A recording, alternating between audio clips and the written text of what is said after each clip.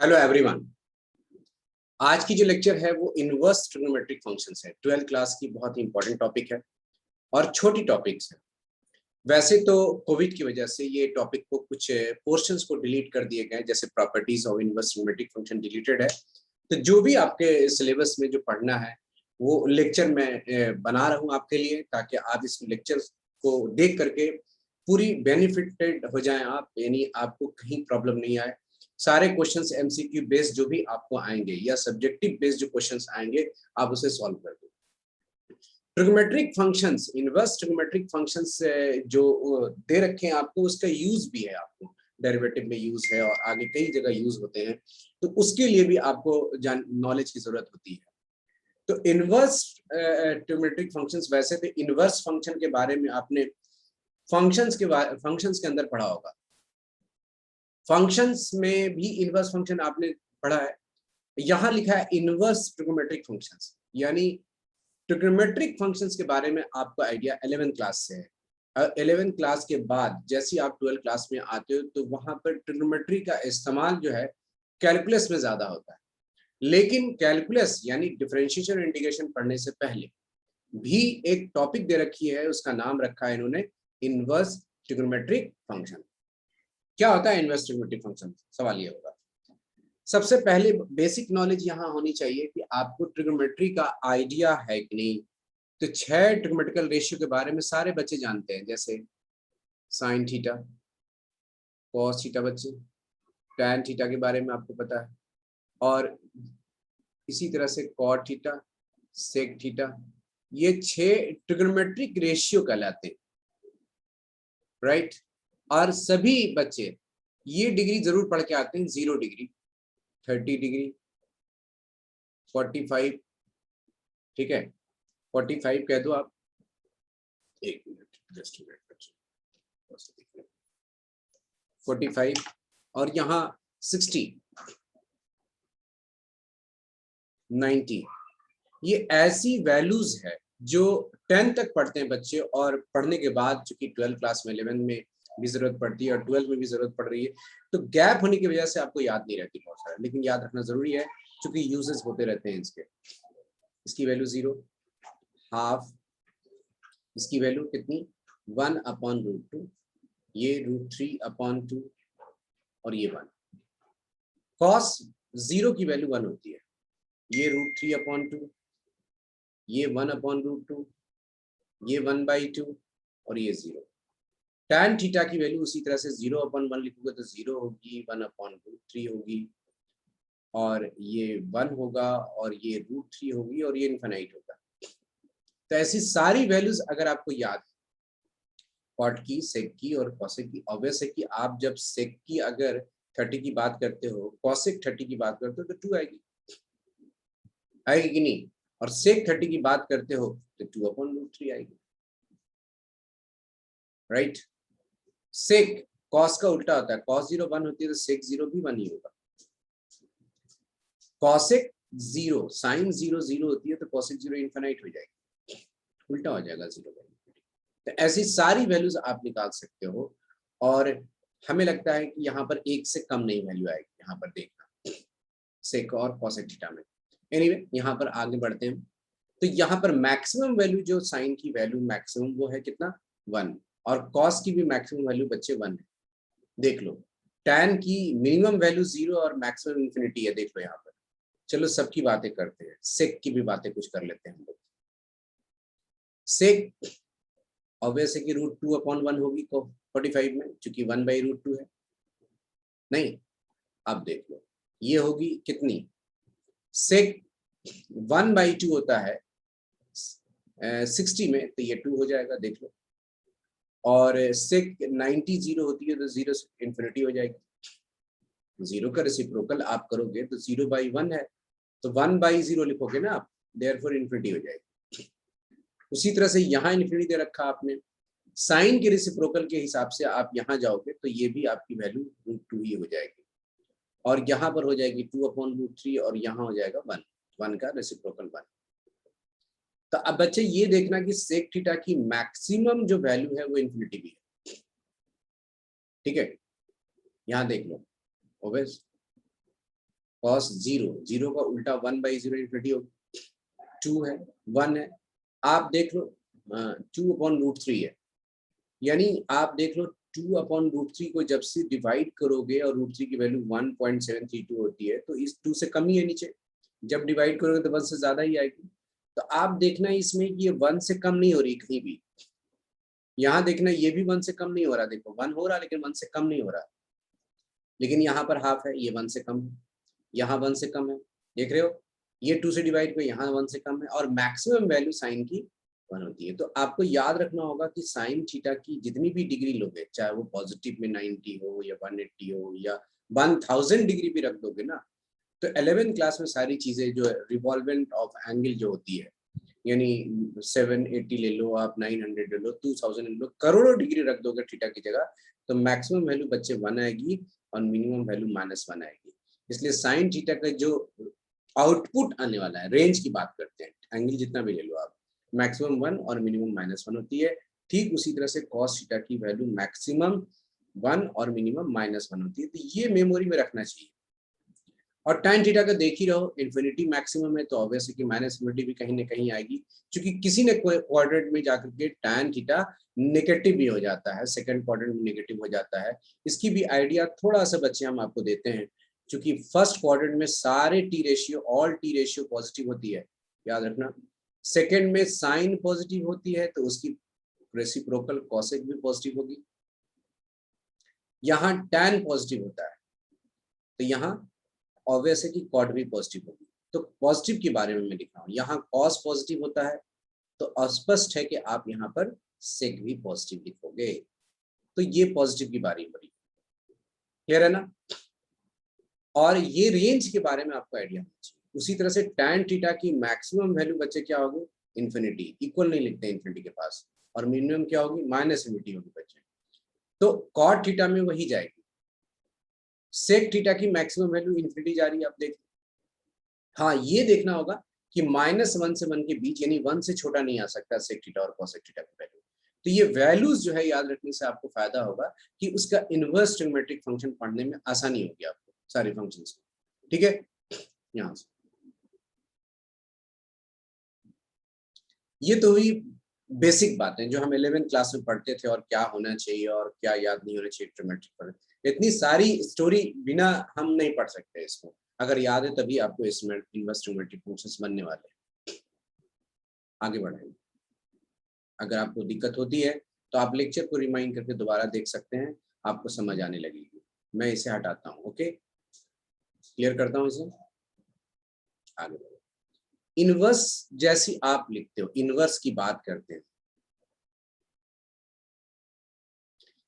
किसी भी फंक्शन को इनवर्स फंक्शन होने के लिए वो बाइजेक्टिव फंक्शन का होना जरूरी है।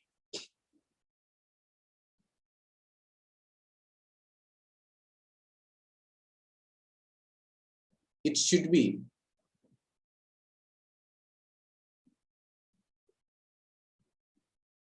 बाइजेक्टिव फंक्शन,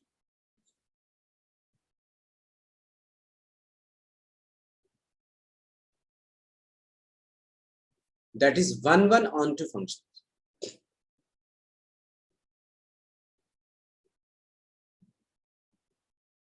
1 onto, ये रिलेशंस फंक्शन में मैं पढ़ाता हूँ। अगर आपने रिलेशन फंक्शन की क्लास कर रखी होगी तो आपको समझ आ रहा होगा कि 1 onto फंक्शन क्या है।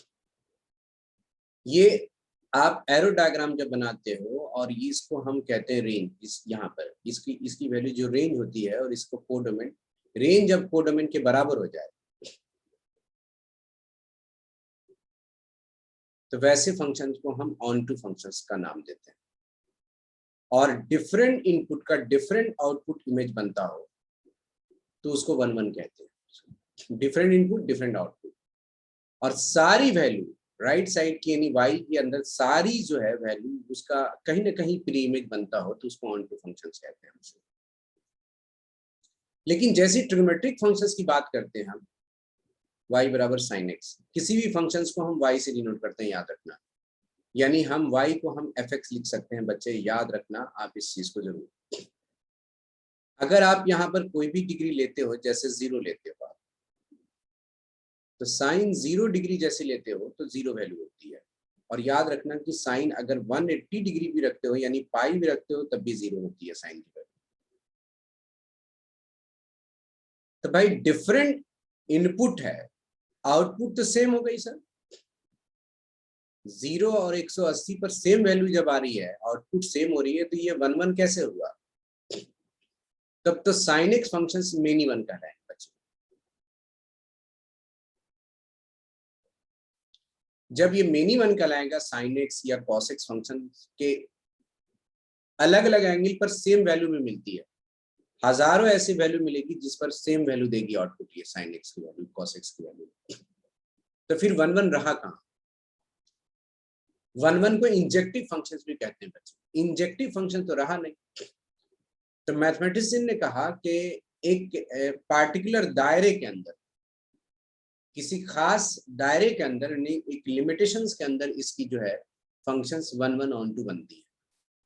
ठीक है, एक रिस्ट्रिक्शन लगाया उन्होंने कि बच्चे इस रिस्ट्रिक्शन के अंदर इसकी सारी जो है इनपुट जो है वो डिफरेंट आउटपुट बनाएगी, और आउटपुट की जो रेंज होगी वो कोडोमेन के बराबर होगी।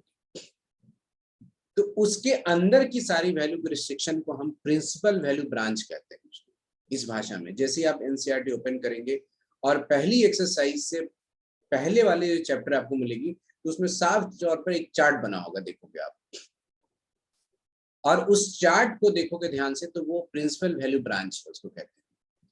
यानी आपको जितनी भी क्वेश्चंस को कह दे सॉल्व करने के लिए कि इनवर्स ट्रिग्नोमेट्रिक फंक्शन के सवाल को कह दे कि इसकी वैल्यू जो निकालो वो प्रिंसिपल वैल्यू के ब्रांच के अंतर्गत फाइंड करो, मतलब उसकी लिमिट के अंदर, दायरे में। तो लिमिट के अंदर जब दायरे में उसकी वैल्यू जब फाइंड करनी होगी तो उसकी प्रिंसिपल वैल्यू ब्रांच की जो चार्ट है आपको याद रखनी, अदरवाइज आपसे बहुत सारी वैल्यू निकल जाएगी और मेनी वन फंक्शंस होने का चांसेस हो सकता है वहां पर। इसलिए आप ध्यान से सुनोगे कि वहां पर आपको यहाँ जाने के लिए, क्वेश्चंस बनाने के लिए आपको ऐसे करना होगा, रिस्ट्रिक्शन के अंदर जाओ। अब चूंकि मैं बता रखा हूं कि डिग्री बहुत सारी वैल्यू डिग्री अलग अलग दोगे तब भी उसकी आउटपुट मैक्सिमम वैल्यू 1 होगी और मिनिमम वैल्यू -1 होगी। अब इसके पहले तो बातें करें पहले इनवर्स की बात, तब हम आगे करते हैं। इनवर्स तो भाई भी बताया नहीं क्या है, ये तो वैल्यू की बात हुई, फंक्शंस की बात हुई, इनवर्स फंक्शंस की बात नहीं हुई। अब उस पर पहले क्लियर करते हैं तब आगे बात करेंगे हम आपसे। अब हमने y बराबर अगर हम साइन एक्स लिखते हैं, सुन लो, देन x और y को एक जगह से स्वैप कर देते हैं, मतलब स्वैप मतलब एक जगह को चेंज जैसी करोगे तो ये कहलाएगा sine inverse y। Sine inverse y कहलाएगा। इनवर्स पढ़ते हैं, यानी इनवर्स पढ़ने का मतलब यहाँ पर पढ़ते हैं ऐसे, आर्क साइन, ठीक है, आर्क साइन यानी आर साइन फंक्शन। अब फंक्शन में y हो x हो जो भी, ये जो माइनस का साइन है तो इसको आप कभी भी,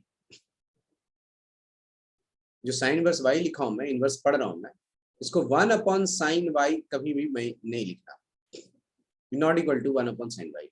क्योंकि अक्सर आपको पता है कि 3 की पावर -1 को 1/3 लिख सकते हैं, लेकिन साइन पर पावर अगर -x है या कॉस पर पावर -x है, इनवर्स फंक्शन पढ़ रहे हो तो ये 1/sin x कभी नहीं लिख सकते हो आप, नॉट इक्वल टू, याद रखना है इस चीज को। तो स्वैप करने वाली वैल्यू, जैसे मान लो कि हमने जानते हैं कि साइन 30 डिग्री की वैल्यू कितनी होती है सर, हाफ होता है, तो वैल्यू स्वैप कीजिएगा तो ये साइन इनवर्स हाफ जो होगा वो 30 डिग्री हो जाएगी। मतलब साइन इनवर्स हाफ की जो वैल्यू होगी वो 30 डिग्री होगी, और 30 डिग्री को हम रेडियन में जब कन्वर्ट करेंगे बच्चे, रेडियन में जैसी कन्वर्ट करेंगे इसे, तो हम π/180 से मल्टीप्लाई करेंगे तो ये दोनों कैंसिल हो जाएगी कि वैल्यू 6 हो जाएगी, दैट इज π/ कितनी होगी, 6 हो गई। अब मैक्सिमम वैल्यू चूंकि साइन की 1 होती है और साइन की मैक्सिमम वैल्यू 1 होगी, तो बच्चे सुन लो कि साइन वर्स 1 जो होगा वो 90 डिग्री आएगी, π/2 आएगा, क्योंकि साइन 90 की वैल्यू 1 होती है, तो इनवर्स 1 की वैल्यू π/2 देना पड़ेगा। अब इससे ज्यादा तो नहीं हो सकती, रिस्ट्रिक्शन लगाया हुआ है, तो π/2, हालांकि 1 बहुत जगह होता है, 1 और भी जगह 1 ला सकते हो आप यहाँ पर डिग्री में, लेकिन आपको रिस्ट्रिक्शन डाला कि π/2 एक मिनिमम वैल्यू π/2 की रखनी है। हमने पढ़ा है कि साइन 30 पर भी हाफ होता है और साइन 150 डिग्री पर भी हाफ होता है, वैल्यू निकाल कर देखोगे तो ये डिग्री नहीं लेनी होगी, ये प्रिंसिपल वैल्यू ब्रांच से बाहर हो गया, क्योंकि आपको मैक्सिमम वैल्यू, चूंकि साइन एक्स की मैक्सिमम वैल्यू 1 होती है, वो मैं बता रहा हूँ। आप अभी समझ आ गया होगा कि इनवर्स को कैसे लिखते हैं। इनवर्स को ऐसे लिखते हैं, यानी आपके पास, फिर से बताऊं मैं, कि साइन एक्स बराबर अगर आपके पास 1 है तो स्वैप करेंगे तो ये वैल्यू हो जाएगी साइन इनवर्स 1 बराबर हो जाएगी कितनी, सॉरी सॉरी सॉरी 90 डिग्री है, 90 हो जाएगी। और हम 90 डिग्री को बच्चे 1 लिख, π/2 लिख सकते हैं हम हमेशा। इसीलिए ये इनवर्स के अंदर में मैक्सिमम जो हमारा x का मान यानी y का मान जो हो सकता है, ये y लिख सकते हैं, y का जो मान होगा मैक्सिमम π/2 होगा और मिनिमम -π/2 होता है। ये मिनिमम -π/2 कैसे बता देते हैं आप सर? कभी प्लस कभी माइनस, सारे 11 क्लास का खेल है बच्चे, पहले इसको समझ लीजिए। इनवर्स को इसको पढ़ते हैं ऐसे, और क्या नहीं पढ़ते हैं वो देख लो ध्यान से पहले, तब आगे बातें करते हैं।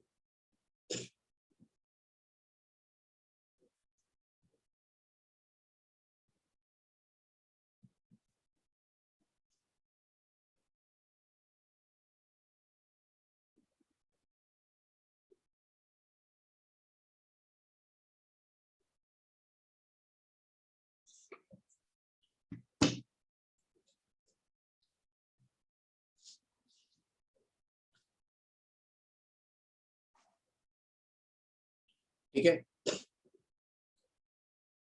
अब यहाँ आगे की बात करते हैं। थोड़ा लिख लिया होगा आपने, यहाँ देखो। तो हमने बताया आपको कि साइन एक्स है या थीटा है तो मैक्सिमम वैल्यू 1 होगी और मिनिमम वैल्यू कितनी होगी, -1। तो ऑब्वियस है कि एंगल की जब एक्स की बात होती है तो एक्स की जो वैल्यू होगी वो मैक्सिमम कितनी होगी, π/2 होगी, और π/2 की वैल्यू 1 की, और मिनिमम की होगी -π/2। इसलिए कि साइन माइनस थीटा बराबर माइनस साइन थीटा होता है बच्चे, और कॉस माइनस थीटा बराबर सिर्फ कॉस थीटा होता है, क्योंकि फोर्थ क्वाड्रेंट में कॉस पॉजिटिव होती है, और tan माइनस थीटा बराबर होता है माइनस tan थीटा। तो यहाँ पर आपके पास ये जो ऐसे डिग्री यानी क्लॉकवाइज जब जाते हैं तो नेगेटिव थीटा लेते हो आप, और एंटी क्लॉकवाइज ले तो थीटा पॉजिटिव लोगे हमेशा। तो इनवर्स की कहानी यहीं से शुरू होगी कि y बराबर आपके पास हमने साइन इनवर्स लिखा, सॉरी y बराबर हमने सर साइन x लिखा, तो x और y को जब स्वैप करते हैं आप तो यहाँ पर एक साइन इनवर्स y हो जाएगी। ठीक है, दैट इज कि आप यहाँ पर ऐसे जो दे रहे हो ये y की वैल्यू दे रहे हो बच्चे, ये यहाँ पर। ठीक है, तो कह सकते हो यहाँ पर x ना दे करके y दे सकते हो, और y जो है वो x बराबर साइन इनवर्स y है, y की वैल्यू हो रही है, यानी -π/2 से π/2 नहीं, साइन इनवर्स y की जो वैल्यू होगी ये y है आपका, x सॉरी ये नहीं y, ये y है, क्योंकि हमेशा y बराबर आप साइन x लिखते हो। तो साइन x की जगह पर y लिखोगे तो y की वैल्यू -1 से 1 के बीच ही रख सकते हो यहाँ पर। इसका मतलब है कि आप साइन इनवर्स 1 में मैक्सिमम वैल्यू 1 रखोगे तो π/2 मिलेगी। तो x आपकी डिग्री आ गई, देख लो ये। तो प्रिंसिपल वैल्यू ब्रांच में इसे हम रेंज कहते हैं साइन इनवर्स के अकॉर्डिंग, क्योंकि ये फंक्शन है और इसकी इनवर्स ये, तो x की वैल्यू को ही इनवर्स माना जाएगा। तो प्रिंसिपल वैल्यू की चार्ट बनी हुई है, उसके अकॉर्डिंग आप चलोगे। आप पहली वैल्यू है y बराबर साइन इनवर्स x, सुनोगे। अब इसमें ऊपर देखोगे अपने चार्ट में तो वहां डोमेन लिखा होगा, ऑब्वियस है। डोमेन क्या होगा, x की वैल्यू होगी, अगर y को साइन इनवर्स x को y मानते हो तो मैक्स मिनिमम वैल्यू क्या होगी, -1 less than equal to x less than equal to y, ये 1। x की वैल्यू अगर 1 देते हो तो आपकी रेंज क्या मिलेगी मैक्सिमम, सर π/2 मिलेगा, और मिनिमम वैल्यू -π/2 मिलेगी। तो ये जो मिलेगी किसकी वैल्यू मिलेगी, y की वैल्यू मिलेगी ना, आप y लिखेंगे यहाँ पर। दैट इज आप इसको क्लोज इंटरवल में अपने चार्ट में देख रहे होगे, अगर एनसीईआरटी आप पढ़ रहे होगे तो यहाँ देखोगे π/2 से π/2, और क्लोज इंटरवल का मतलब -π/2 भी रखनी होगी। अगर आप -π/2 रखते हैं, यानी इसको x बनाते हैं, हम यहाँ पर उल्टा लिखते हैं, स्वैप करते हैं, तो x बराबर साइन y हो जाएगा। बच्चे देखो y जब हो जाएगा ये, तो y की ही वैल्यू आप मैक्सिमम π/2 रखोगे ना, तभी तो आएगा 1 वैल्यू इसकी। तो ये चीजें इनवर्स की आप डोमेन रेंज पढ़ रहे हो, फंक्शन की नहीं पढ़ रहे हो, तो इसको कट कर दो आप। तो ये डोमेन हुआ, x की वैल्यू रखोगे और जो आउटपुट मिलेगा वो एंगल में मिलेगा रेंज। उसी तरह से y बराबर अगर cos इनवर्स x है, तो इसकी भी डोमेन क्या होती है, x की वैल्यू मैक्सिमम बच्चे 1 हो सकता है, उससे ज्यादा नहीं आता, और मिनिमम -1। लेकिन -1 जो होता है वो 180 डिग्री पर होती है, -1 कॉस में वैल्यू, और 0 पर 1 होता है। तो 0 पहले छोटा होता है, 180 बड़ा होता है, इसके बाद में लिखोगे क्लोज इंटरवल।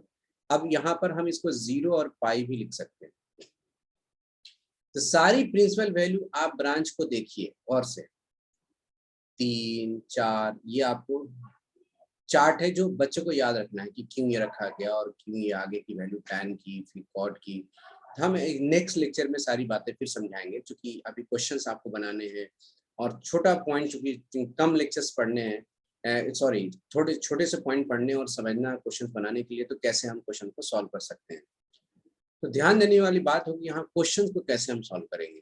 हम आगे भी बताएंगे, ये सब सारी चर्चा करेंगे हम कि tan इनवर्स x का क्या होगा और cot इनवर्स x का क्या हो सकता है। उसी तरह से हम चर्चा कर सकते हैं यहाँ पर आपको सेक इनवर्स का क्या होगा बच्चे, ये चीजें डिस्कस करेंगे हम आपके साथ।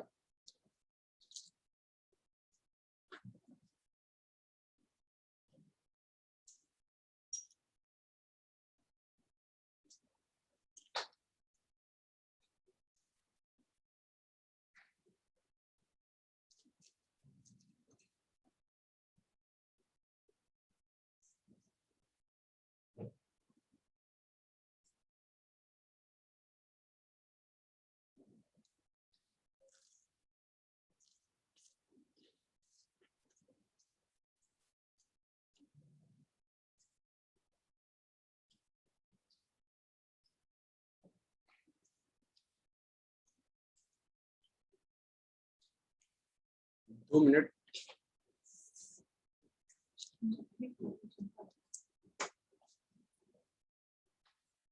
बस 2 मिनट समय लेंगे आपका।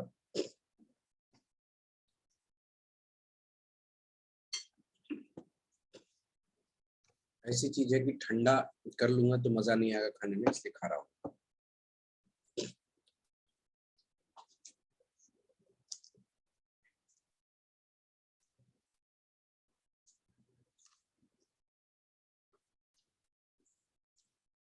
समोसे खा रहा हूँ।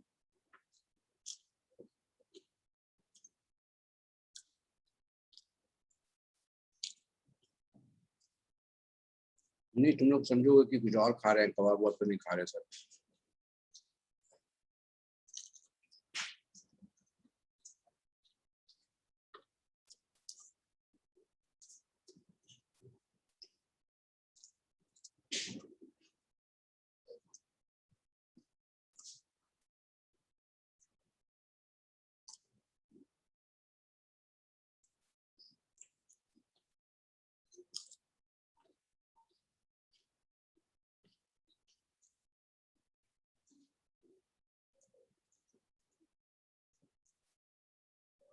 तो बात कर रहे थे हम आपसे, tan इनवर्स x की चार्ट में जब देखोगे तो x की वैल्यू कितनी लोगे आप, और बेसिकली मैक्सिमम वैल्यू क्या हो सकती है, 90 पर इन्फिनिटी होगी, है कि नहीं। अब मिनिमम वैल्यू -90 होगा बच्चे। तो आप देखोगे प्रिंसिपल वैल्यू -इन्फिनिटी से इन्फिनिटी दे रखा होगा, आप चार्ट में जाके देखिए क्यों इन्फिनिटी दे रखा है सर, tan 90 इन्फिनिटी होती है,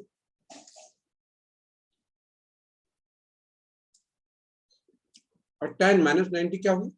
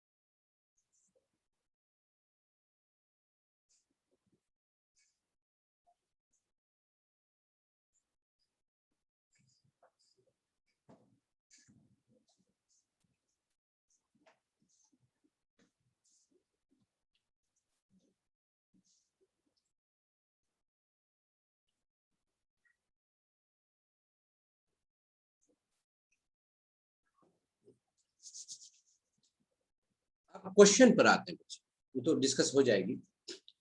जैसे आप अपने सवाल पहले क्वेश्चंस में कोई भी क्वेश्चंस आप ले सकते हैं आप अपने बुक का। आइए मैं क्लियर करूं पहले। ग्राफ भी होते हैं इसमें, लेकिन आप यहाँ पर समझ जाएंगे क्वेश्चंस जो दे रखे हैं उस पर क्वेश्चंस आप बना सकते हैं आसानी से। जैसे इसकी वैल्यू निकालने कहता है कि प्रिंसिपल वैल्यू माइनस हाफ की वैल्यू क्या हो, इसका प्रिंसिपल वैल्यू ब्रांच में वैल्यू निकालनी।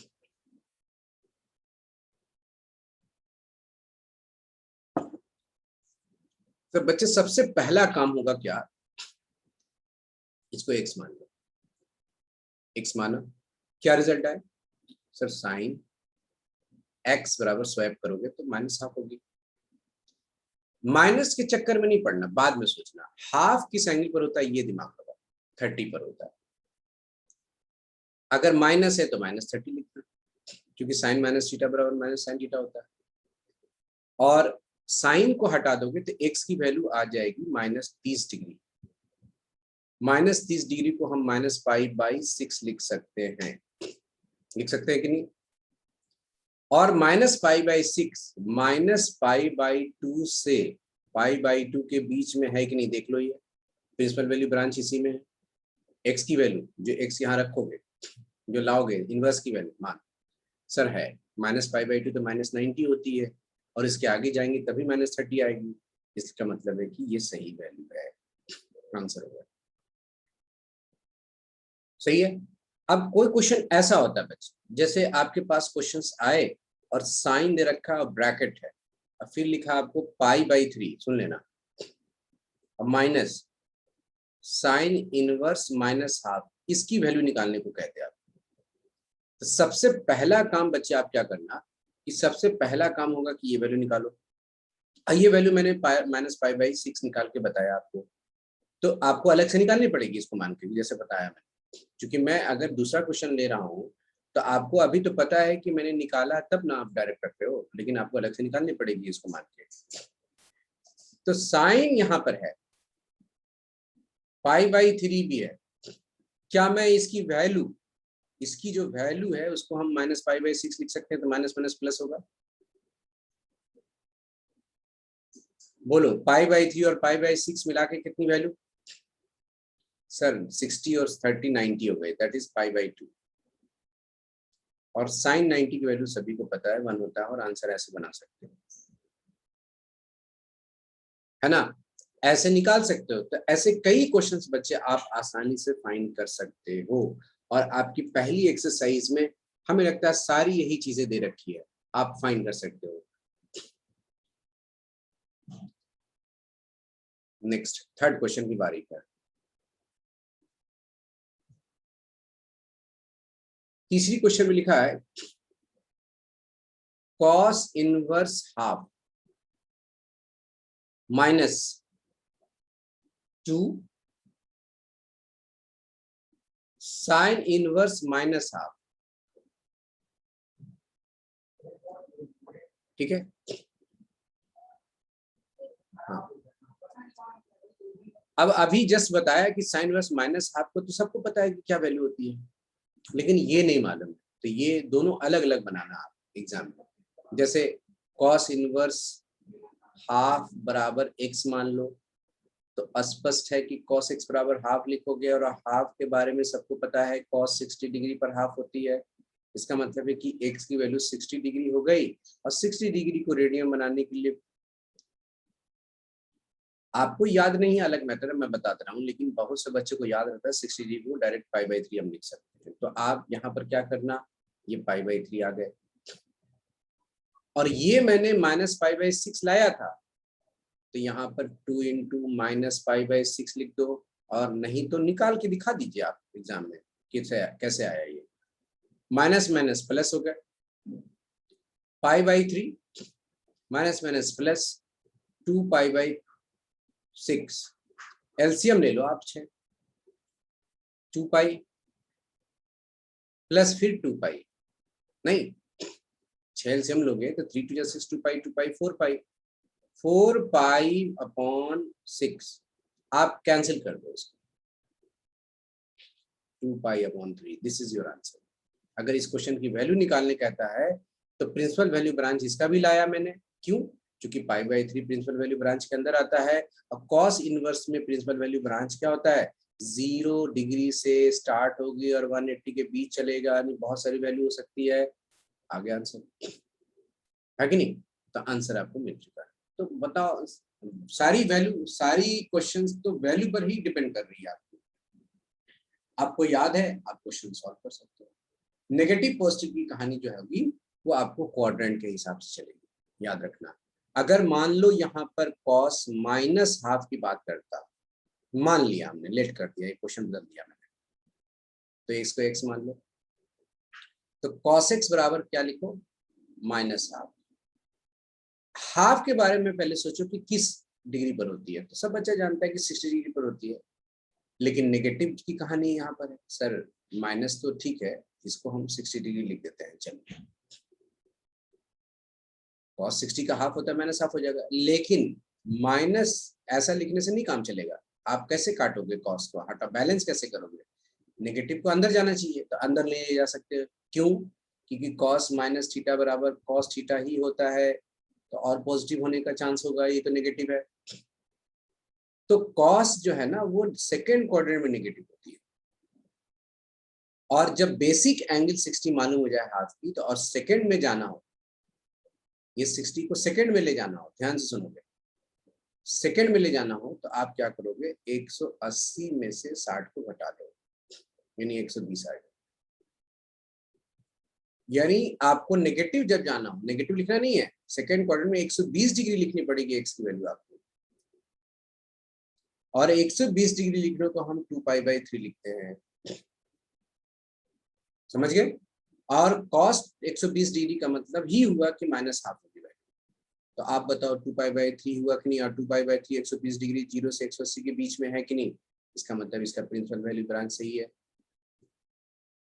बोलो। तो माइनस कॉस में आता तो सेकेंड क्वाड्रेंट में ले जाना होगा, सबसे पहले उसकी 45 डिग्री ला दो, या 60 डिग्री ला दो, या 90, जो भी ला दो, आप सीधा 180 में उसको लेस कर दो, जो भी वैल्यू आती है कॉस को। तो tan और साइन है तो कोई दिक्कत नहीं है आपके पास। तो ऐसी क्वेश्चंस ही आपको आसानी से बन जाएंगे क्वेश्चंस।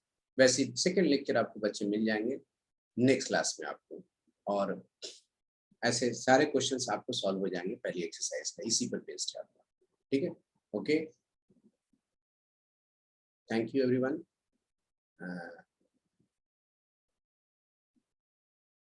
नेक्स्ट डे मिलते हैं।